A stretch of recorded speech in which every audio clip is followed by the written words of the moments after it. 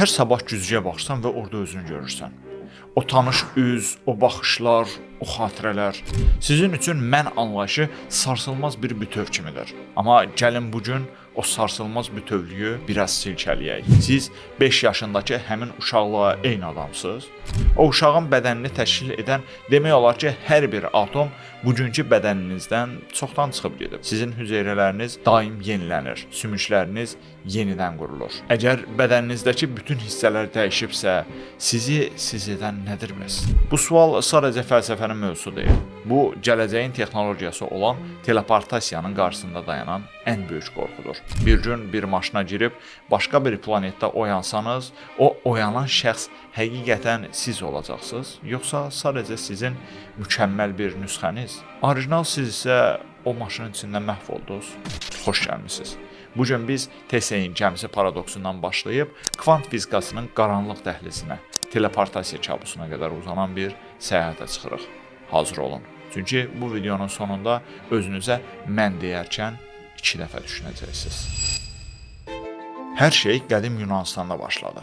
Əfsanəvi qəhrəman Tesey Afinaya möhtəşəm bir gəmi ilə qayıdır. Afinalılar bu gəmini qorumaq qərarına gəlirlər. İllər keçdikcə gəminin taxtaları çürüyür və hər çürüyən taxta yenisi, daha möhkəmi ilə əvəz olunur. Nəhayət, elə bir gün gəlir ki, gəminin orijinal hissələrindən bircə dənəsi belə qalmır. İndi sual budur, bu hələ də Tesla'nın gəmisidir? Əgər cavabınız bəlidirsə, gəlin vəziyyəti daha da mürəkkəbləşdirək. Təsəvvür edin ki, gəminin köhnə, çürük taxtalarını atmayıblar.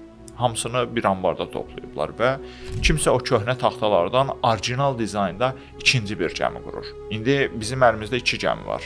Hansı Tesla'nın gəmisi olur? Hissələri tamamilə yeni olan limandakı gəmi, yoxsa köhnə taxtalardan yenidən qurulmuş ambarda duran gəmi? Bu paradoks bizə bir şey fısıldayır. Bir əşyanın kimliyi onun atomlarından asılıdır, yoxsa onun dizaynından və quruluşundan?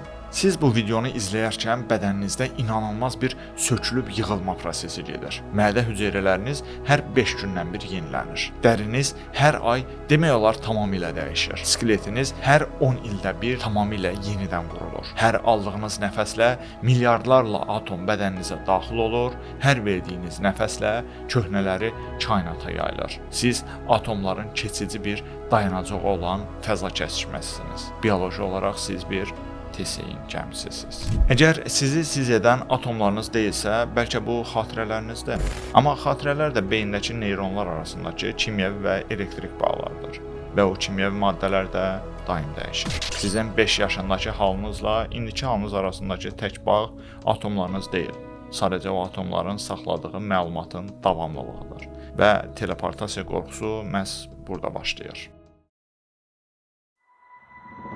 Təsəvvür edin ki, il 2126-dır. Marsda işiniz var və ora getmək üçün 6 ay kosmik gəmində gözləmək istəmirsiniz. Teleportasiya kabinetinə daxil olursunuz. Maşın sizi skan edir, bədəninizdəki hər bir atomun koordinatlarını, beyindəki hər bir xatirəni, hər bir neyron bağını sıfır xəta ilə rəqəmsal məlumata çevirir. Sonra maşının məlumatı işıq sürəti ilə Marsa göndərir. Oradakı printer bədəninizin Marsdakı atomlardan yenidən yığır. Marsdakı siz gözlərini açır, ailəsini xatırlayır, səhər yediyi yeməyin dadını damağında hiss edir. Amma burada bir kiçik problem var. Fizika qanunlarına görə bir zərrəciyin məlumatını tam şəkildə köçürmək üçün orijinal zərrəciyi məhv etməlisiniz. Yəni, yer kürəsindəki kabinədə qalan orijinal bədəniniz atomlara parçalanıb, buxarlanır. İndi gəlin dürüst olaq. Marsdakı o adam sizsiniz.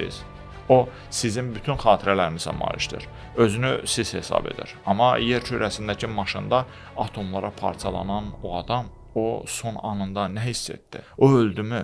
Əgər o öldüsə, Marsdakı şəxs sadəcə sizin qatiliniz olan mükəmməl bir nüsxəniz deyilmi? Bəlkə də məsələyə çox maddi baxırıq.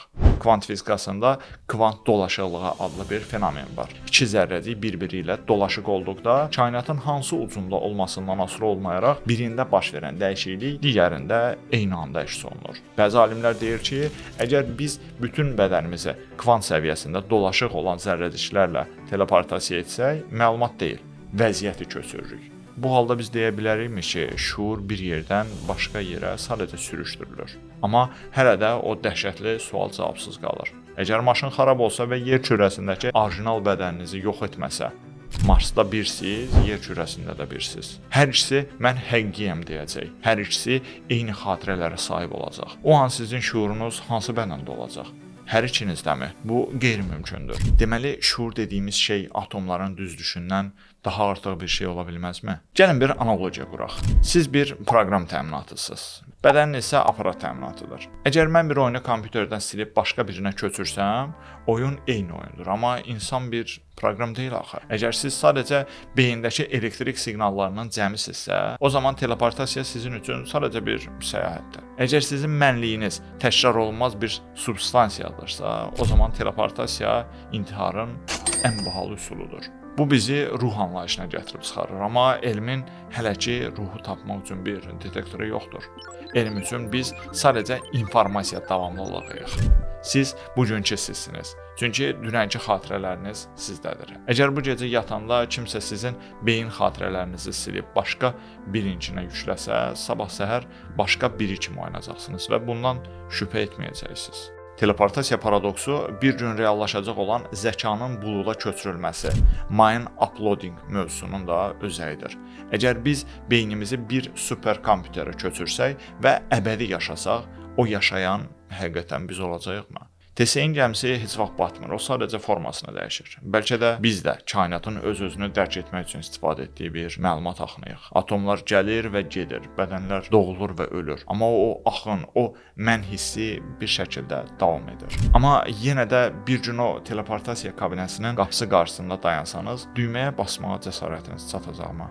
Özünüzü öldürüb başqa bir yerdə yenidən doğulmağa razı olacaqsınızmı? Bəlkə də teleportasiya artıq icad olunub. Hər dəfə yuxuya gedəndə şuurumuz sönür. Hər səhər oyananda isə beyindəki xatirələr işə düşür və biz mən olduğumuzu sanırıq. Bəlkə də hər səhər oyanan şəxs dünən gecə yatan şəxsin sadəcə bir nüsxəsidir. Əslində biz hər an TSE-in gəmisi kimi yenidən quruluruq. Keçmiş artıq yoxdur. Gələcək isə hələ gəlməyib. Əlimizdə olan bir tək indidir. Və bəlkə də mən kim olduğunuz deyil, indi nə hiss etdiyinizin cəmidir. Mən Arif Qərib. Bugün mən anlayışının hüdudlarını və atomların xəyanətini araşdırdıq. Bəs siz necə düşünürsünüz? Siz atomlarınızın cəmisiniz, yoxsa onlardan üstün bir enerjinin? Şərhlərdə bu paradoksu birlikdə həll edək. Növbəti videoda reallığın başqa bir qatında görüşənə qədər. Özünüzə yaxşı baxın. Hər kimsizsə.